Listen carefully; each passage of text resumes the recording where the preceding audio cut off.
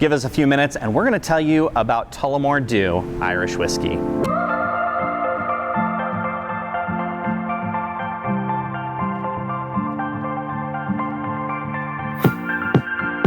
From the Queen Anne Beer Hall in Seattle, Washington, we are here with Jane Maher, Western United States Ambassador.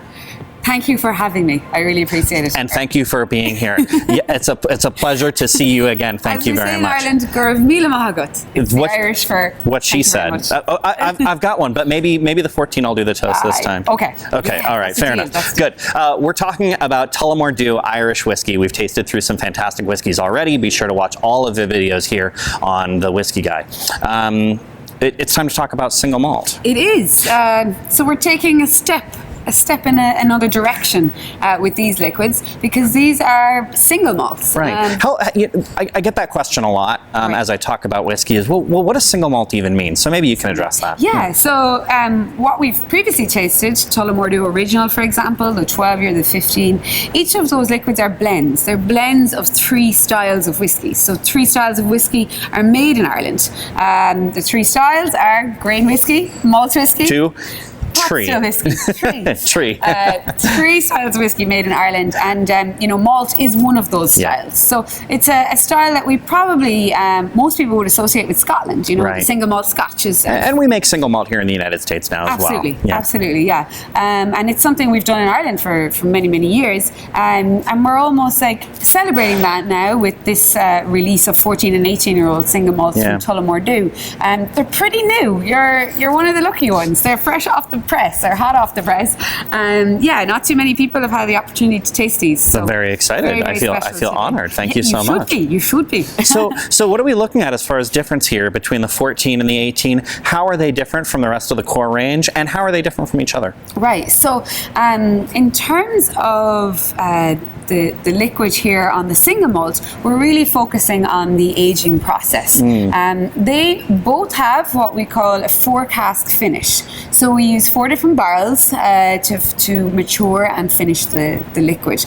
The 4 barrels are bourbon, sherry, port, and Madeira. So quite an interesting complex. Now you're speaking my language. I'm delighted to hear that. So what we've previously tasted, we're talking about bourbon, of course, which is very common across Irish and Scotch whiskey. Sherry, big European influence there, obviously. But now we've got a bit of a play around with 2 additional barrel types. And between the 14 and the 18, other than the difference in age statement, is there a maturation difference or a barrel composition difference? Or? Right. Well, the composition in terms of aging is different. You'll notice when you taste, there actually is a marked difference between the 2, and there should be. 4 years older, you've got a much more robust liquid. What's quite interesting is, and am I allowed to say this? I don't know. I'm going to say it anyway. I prefer the 14, generally speaking. It depends on the mood and the occasion, but each time I taste them, my palate just has a preference for the 14. We were talking about that as we discussed the 15-year-old in the core range, is the idea of favorites doesn't really exist. It's all about occasion, right? Exactly, and I'm a big one on that, and that the age statement doesn't fool you, Right. And when I say that, what I mean is that people assume the older the age statement, the better the liquid, and that's not necessarily the case. Right. That older liquid is always going to be more expensive because there's less of it, and we've waited more time. So it's rare. It's rarer, exactly. It's more labor intensive. You're waiting a really long time to put it into a bottle. But for me, I feel that there's a point where there's a sweet spot in terms of aging, and for me, it's between 14 and 18 years. I agree. Perhaps I will have a different view in 5 years' time when my palate's changed again. Maybe we'll blend the 2 togetore, create our own special blend of Tullamore Dew. That's a great idea. I see they're both bottled at 41.3% ABV as well, so a little bit hotter than the core range. A little bit hotter, and again, that's a very specific. This is a very specific reason for that, and it's what our master blender feels is the best time to bottle it. Right. Yeah. Good. Well, as I pick up the 2 glasses, I have the 14 here in my left hand and the 18 here in my right, and I believe you have the same. And Right. I mean, instantly you can see the color difference between the two. Absolutely. The 18 just has so much more ruby tone to it. It's such a darker whiskey. Right, and ruby is actually a good term for that. But when you taste and on the nose too, there are like marked differences, as I said. What do you think? 14? Yeah. The 14 has more kind of early season tree fruit, maybe even tropical fruit, kind of that coconut. That is a word I would have used, or words I would have used. It's so obvious when you put a single malt, you know, beside, say, Tullamore Dew Original, the blend of 3 styles of whiskey, how different they are on the nose and on the taste. And a single malt, you know, by its nature, you get a lot of fruity notes on there, particularly an Irish single malt, which is a little bit different to a Scotch single malt, and particularly for Tullamore Dew, because these single malts are triple distilled. Right. So you get a beautiful smoothness. Which is typical for Irish whiskey, to be a triple distilled whiskey. Right, absolutely, yeah. We do see that common. It's not a bound by law to triple distill, but it is generally how most Irish whiskies are made. The 18 has a lot more almost timber, wet timber, but also baking cocoa. Baking cocoa. Oh my God. Do you get the chocolate in there?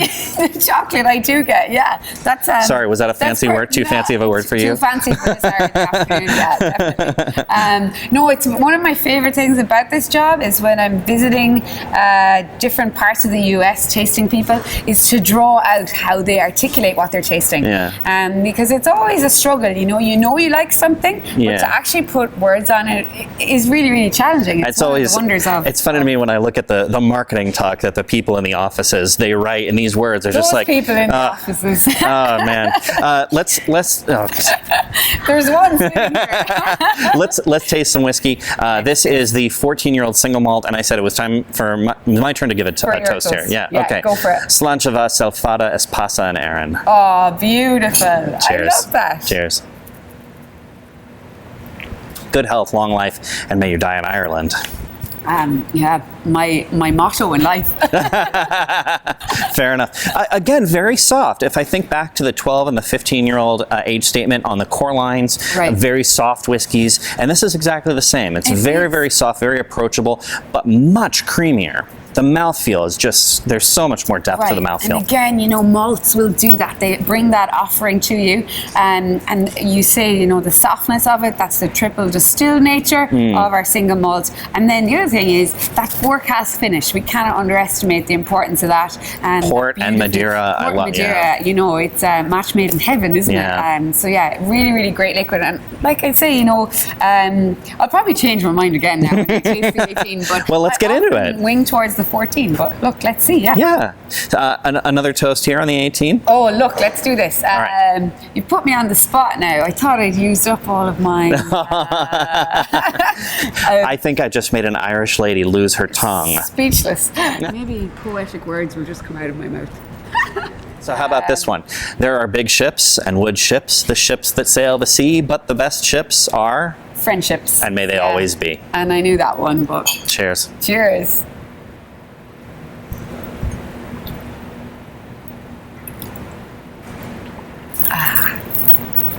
It takes a moment and then it bursts. And then it just explodes. Yeah. You can almost feel the juicy fig juice running down. I love his descriptors. These are the best. I mean, it's like a grape that pops in your mouth. Right. And you get all that juice. And a guy once described it in a tasting as ghost whispers on your palate. Yeah, I'm not sure about that, but yeah, it really impacts at the back of the palate, and it's delicious. The 18-year-old, unfortunately, there's not massive amounts of that available. Not very available. Very, very limited. Both of them, in fact, but particularly the 18-year-old. Yeah, I know. I'm going to have to back you down for Watch this guy. Yeah. Yeah. So yeah, really, really special whiskey, and you know, it's quite interesting for Irish whiskey. It's grown in popularity so much the past 10, 15 years.